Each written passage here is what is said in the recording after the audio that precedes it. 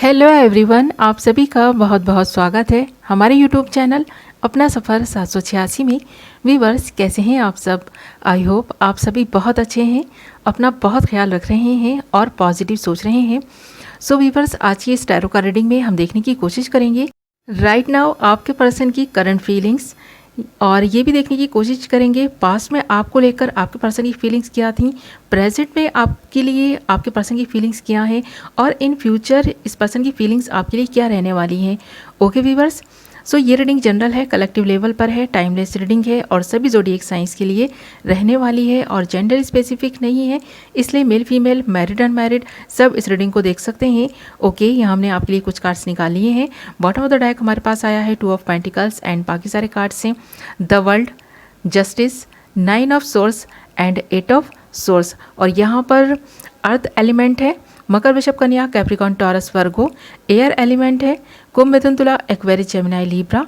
Okay viewers, ये आपके sign या फिर आपके पार्टनर के साइन हो सकते हैं। और यहाँ पर आपके लिए 21 नंबर इंपॉर्टेंट है, 11 नंबर इंपॉर्टेंट है, 9 नंबर इंपॉर्टेंट हो सकता है, 8 नंबर इंपॉर्टेंट हो सकता है, 2 नंबर भी आपके लिए इंपॉर्टेंट हो सकता है। ये आपकी या फिर आपके पार्टनर की बर्थ डेट्स, बर्थ मंथ हो सकते हैं, या फिर कहीं ना कहीं ये नंबर्स, ये डेट्स, ये मंथ्स आपके लिए कुछ ना कुछ अपॉर्चुनिटी लेकर आ सकते हैं। तो इन डेट्स पर, इन मंथ्स पर, इन नंबर्स पर नज़र बनाए रखें। ओके व्यूअर्स, तो करते हैं रीडिंग स्टार्ट। बॉटम के कार्ड से ये आप दोनों की म्यूचुअल एनर्जी है। तो यहाँ पर 2 ऑफ पेंटिकल्स है हमारे पास, और ये कार्ड इंडिकेट कर रहा है कि आप दोनों काफ़ी कंफ्यूज्ड हैं, लाइफ को लेकर काफ़ी जगल कर रहे हैं, किसी सिचुएशन में ट्रैप्ड हैं और वहाँ से निकलने की कोशिश कर रहे हैं।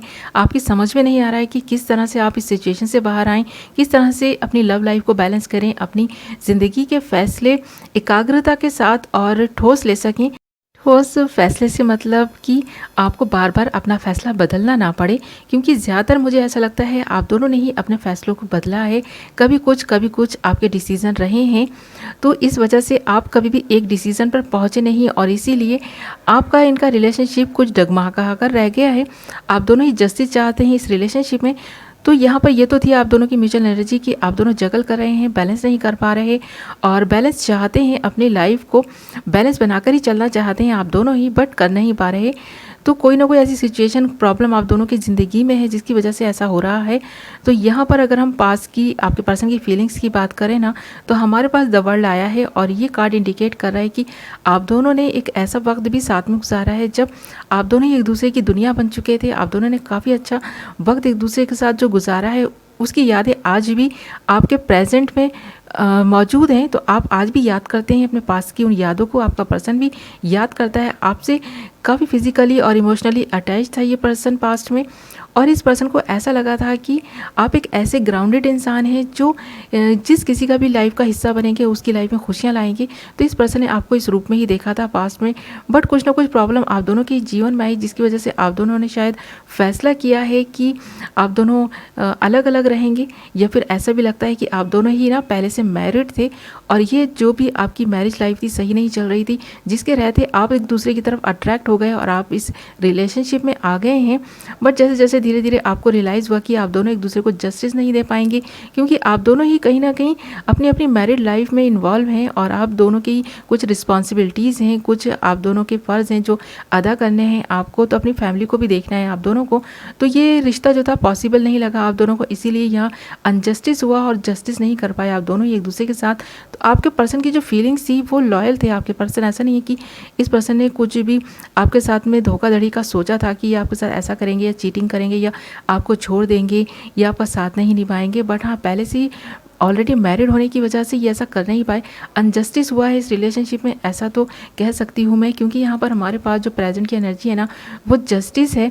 तो यहाँ पर अगर अब प्रेजेंट की बात करें ना, तो ये पर्सन जस्टिस चाहता है। ऐसा भी हो सकता है कि अब ये पर्सन चाहता है कि आप दोनों को साथ में होना चाहिए, भले ही आप दोनों कहीं भी किसी भी रिलेशनशिप में हैं, वहाँ से निकलने की सोचें।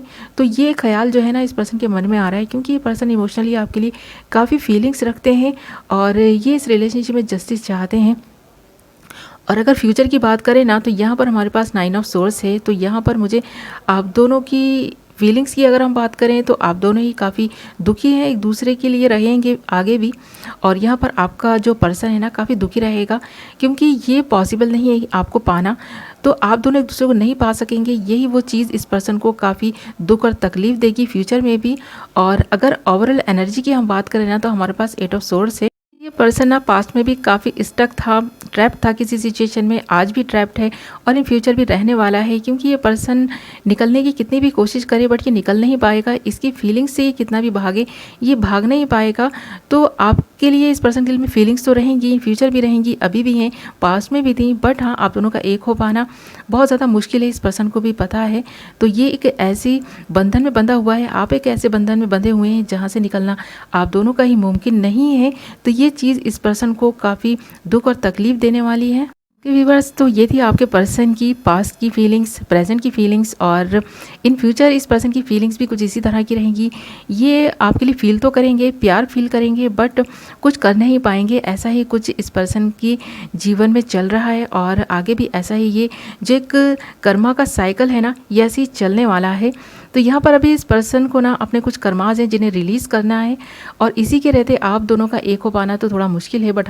बट हाँ इमोशंस से भरी हुई फीलिंग्स इस पर्सन की पास्ट में भी थी और प्रेजेंट में भी है। काफ़ी इमोशनली फील करता है ये पर्सन आपके लिए, और इन फ्यूचर भी काफ़ी ट्रैप महसूस करेगा। इसकी फीलिंग्स पर इसका कंट्रोल नहीं होगा, फिर भी ये कुछ कर नहीं पाएगा। ओके व्यूअर्स, तो ये थी आपकी रीडिंग। आई होप आपको पसंद आई होगी, कुछ तो क्लैरिटी मिली होगी, कुछ तो रेजोनेट की होगी।